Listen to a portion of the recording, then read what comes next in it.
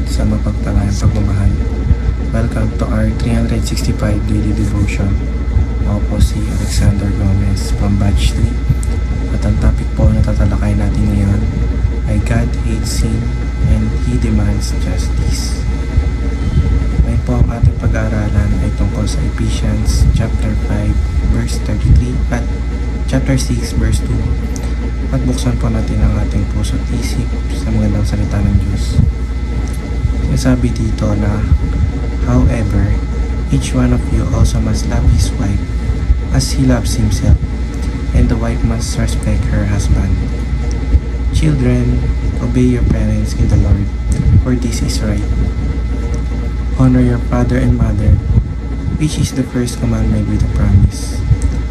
Or sa Tagalog, gayunpaman, dapat ibigin ng bawat isa sa inyo ang kanyang sarili, asawa gaya ng kanyang sarili, at igalang ng babae ang kanyang asawa. Mga anak at mga magulang, sundin niyo ang inyong mga magulang, sapagkat ito ay matuwid. Igalang mo ang iyong ama at ina. Ito ang unang utos na may pangako. Sinasabi ng verse na ito na bilang lalaki, mahalapat daw na mahalin natin ang ating mga partner o asawa, sapagkat ito ang utos ng Diyos. Ang pagmamahal niya raw sa kanyang asawa ay dapat kagaya ng pagmamahal niya sa kanyang sarili. Sinasabi rin sa verse na bilang isang anak naman ay dapat sundin at irespeto natin ang ating magulang. Ito ang unang kautusan ng Diyos na may kalakip na pangako, at yun ay ang magkaroon ng magandang buhay. Teaching number 1, God is the designer of a godly family. Ang Panginoon ay ang may gawa at ang nagdisenyo ng pagkakaroon ng godly family. Pag sinabing godly family, nandito ang relasyon na kung saan healthy ang pamilya at may magandang relasyon sa isa't isa.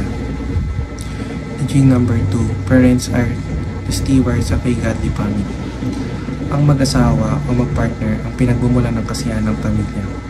Kaya dapat na nagmahalan sila. Sila ang pundasyon at marapat lang na gawin nilang sentro ang Panginoon nila sa buhay.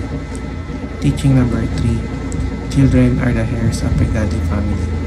Pag mayroong magandang relasyon ng lalaki at babae, hindi lang ito para sa kanilang mga sarili, ngunit para ito sa kanilang mga anak.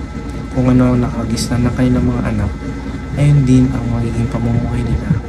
Kaya napakahalaga na mayroon silang magandang relasyon.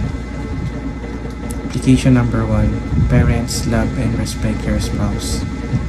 Kailangan na mahalin ng husband ang kanyang asawa at vice versa. Respetuhin nila ang isa't isa sapagkat ito ay utos ng Diyos. Application number 2, children, obey and honor your parents. Kalakip ng kautosan ng Diyos na sumunod sa magulang ay ang magandang buhay. Kapag ang mga anak ay sinunod ang kanilang mga magulang, ay kalulugod sila ng Panginoon at bibiyayaan sila. Application number 3, all members forgive and be gracious. Lahat sa pamilya, maging anak man o magulang, ay kailangang respetuhin at mahalin ang bawat membro ng pamilya. Nang sa gayon ay magkaroon sila ng godly family na naaayon sa utos ng Diyos. Yun lamang po ang aking devotion. Maraming salamat.